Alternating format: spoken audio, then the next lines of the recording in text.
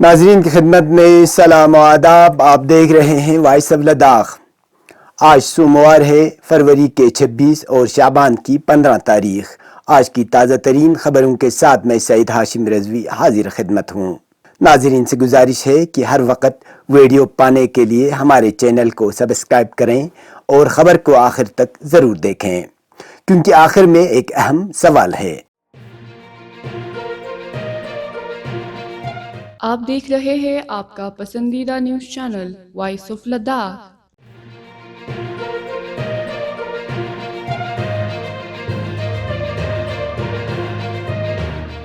Chairman و chief executive councillor Ladakh پہاڑی ترقیاتی کونسل کرگل ڈاکٹر محمد جعفر آخون نے آج موسم سرما کی تعطیلات کے بعد ضلع میں سکولوں کو دوبارہ کھولنے سے متعلق ایک جائزہ میٹنگ کی صدارت کی. اس موقع پر ایگزیکٹو کونسلر سیاحت کاچو محمد فیروز، ایگزیکٹو کونسلر سماجی بہبود Agha Syed Mujtaba, executive councillor education Zakir Hussain, deputy commissioner Kargil Shrikant Suse اور chief education officer Kargil S D Wangyal موجود تھے.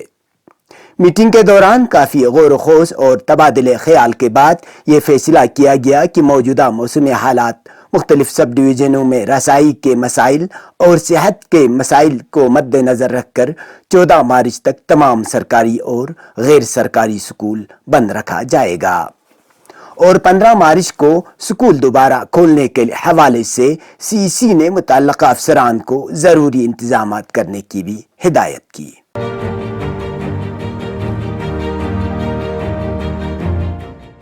ولادت بسعادت منجی عالم بشریت مہدی موعود حضرت امام زمانہ عجل اللہ تعالی فرجہ الشریف کے مناسبت پر عالمی اسلام کے ساتھ ساتھ کرگل ضلع میں بھی مذہبی عقیدت و احترام اور تزک و احتشام کے ساتھ تقریبات کا اہتمام کیا گیا، جن میں ہزاروں کی تعداد میں مومنین نے شرکت کی.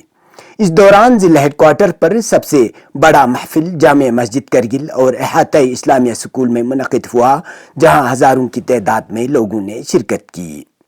اس موقع پر علماء کرام نے مہدویت پر مفصل روشنی ڈالی، جبکہ نعت خوانوں کی بڑی تعداد نے دلسوز انداز میں نعت خوانی اور امام زمانہ سے استغاثہ کی. ولادت امام زمانہ عجل اللہ فرجہ الشریف کی مناسبت پر زینبیہ ویمن ویلفیئر سوسائٹی کے اہتمام سے کنونشن ہال حیدری محلے میں جشن محفل کا انعقاد کیا گیا، جس میں کثیر تعداد میں خواتین نے شرکت کی.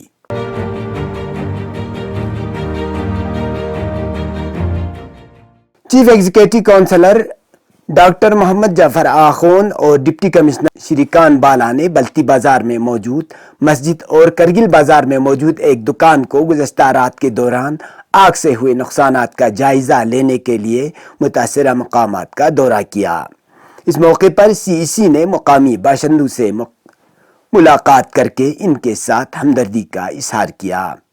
سی سی نے مذکورہ مسجد اور دکان کو ہوئے نقصانات کا جلد سے جلد تخمینہ لگا کر امدادی کارروائی عمل میں لانے کی ہدایت کی. یاد رہے گزشتہ روز شام کے وقت بلتی بازار مسجد کے دوسرے منزل میں اچانک آگ نمودار ہوئی اور دیکھتے ہی دیکھتے آگ نے پوری عمارت کو اپنے لپیٹ میں لے لیا، جس کے نتیجے میں مسجد کے دوسری منزل مکمل طور پر خاکستر ہوئے. واقعے کی خبر سنتے ہی بسیج امام کے رضاکاروں اور مقامی لوگوں اور فائر اینڈ ایمرجنسی کے اہلکاروں نے فوری طور پر کارروائی انجام دیتے ہوئے آگ بجھا لیا اور آگ کو مزید پھیلنے سے روکا. فوری طور پر آگ پر قابو پا لینے کے سبب آگ مزید پھیلنے اور مسجد سے متصل امام باڑہ و رہائشی مکانات کو نقصان پہنچنے سے بچا لیا. دوسرا واقعہ مین بازار کرگل میں رات کے تقریباً 1 بجے پیش آیا، جب ایک ریڈی میڈ دکان میں آگ نمودار ہوئی. آگ لگنے کی خبر ملتے ہی بسیجی رضاکار موقع پر پہنچ گئے اور بڑی مشقت و محنت کے بعد آگ پر قابو پا لیا. اس دوران فائر اینڈ ایمرجنسی گاڑی اور ان کے اہلکار بھی پہنچ گئے. بروقت آگ پر قابو پانے سے متاثرہ دکان سے متصل باقی دکانوں کو بچا لیا گیا، تاہم اس دوران لاکھوں مالیت کے سامان راکھ میں تبدیل ہو گئے. आगजनी का तीसरा वाकया ब्राकोसांको में पेश आया, जहां गुज़श्ता रात सिकंदर अली व मोहम्मद बाकिर नामी दो भाइयों के रिहायशी मकान में आग लगने की सबब हजारों मालियत के सामान समेत 2 कमरे जलकर खाकिस्तर हुए। इस सिलसिले में मजीद तफसीलात का इंतजार है।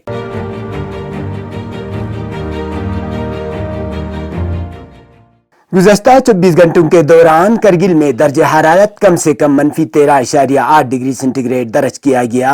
इसी तरह लेह में दर्ज हरारत -15.6 डिग्री सेंटीग्रेड और ज़नस्कार में कम से कम -26.9 डिग्री सेंटीग्रेड रिकॉर्ड किया गया।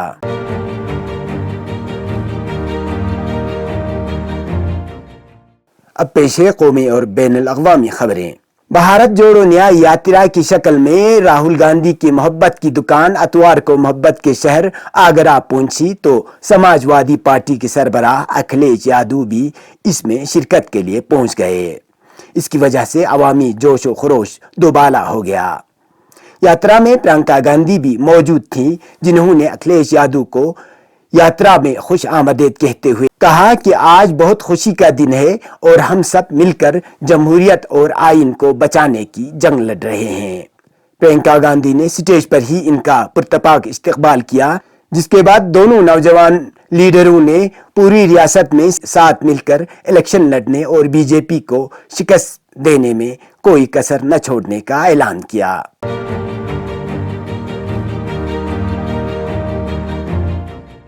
सिनोकत किसान मोर्चा ने कहा है कि किसान अपने मुतालिबात के लिए शंभू बॉर्डर पर डटे हुए हैं और पूरी तैयारी के साथ दिल्ली मार्च के लिए निकले थे, लेकिन इनके मार्च में कुछ दिनों का वक्फा आ गया है। किसान अपने मुतालिबात को मनवाने के लिए दिल्ली मार्च करना चाहते थे, मगर शंभू बॉर्डर पर किसान और हरियाणा पुलिस के दरमियान जबरदस्त टकराव हो गया, जिसमें तकरीबन 7 लोगों को अपनी जानें गंवानी पड़ी।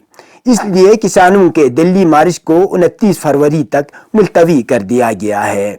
29 फरवरी के बाद किसान तंजीमों के दरमियान आपसी सुलह मशवरे के बाद आइंदा की हिकमत अमली तय की जाएगी।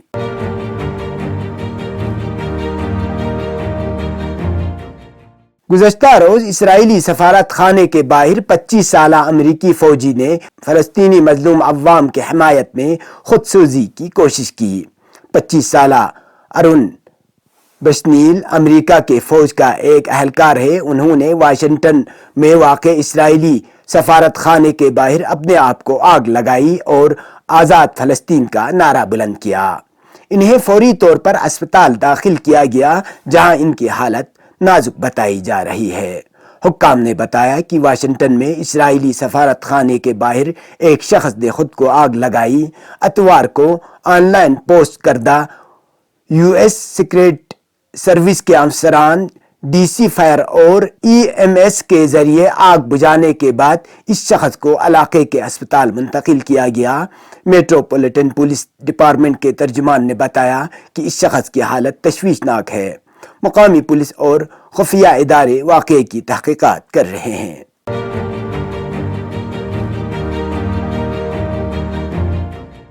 गजा में सियोनी हुकूमत की जंग को 142 रोज हो चुके हैं और सियोनी हुकूमत के जंगी तैयारों ने गजा के अलग अलग इलाकों पर मिन जुमला बैतुल्लाहिया, खान यूनुस और रफा पर शदीद हवाई हमले किए। इस दौरान इस्राइली तोपखानों ने भी गजा पर अपनी शदीद गोलाबारी जारी रखी। सियोनी हुकूमत के वहशियाना हमलों में मुतअद्दिद फलस्तीनी शहीद और जख्मी हो गए हैं। इस दरमियान जब गजा पर सियोनी हुकूमत के शदीद हमले जारी हैं, सियोनी हुकूमत के वजीर आज़म नेतन्याहू ने अपनी इस धमकी को फिर दोहराया कि वो रफ़ा में ज़मीनी कार्रवाई करेंगे। दूसरी जानिब गजा में फ़लस्तीन की वज़ारत सेहत ने अपने बयान में कहा है कि सियोनी हुकूमत के वहशियाना हमलों में अब तक 29,500 से ज़ायद फ़लस्तीनी शहीद हो चुके हैं, जिनमें बेशतर ख़वातीन और बच्चे शामिल हैं।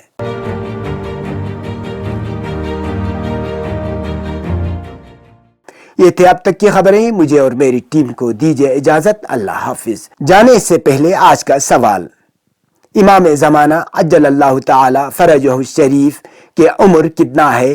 कमेंट बॉक्स में जवाब लिख कर दें।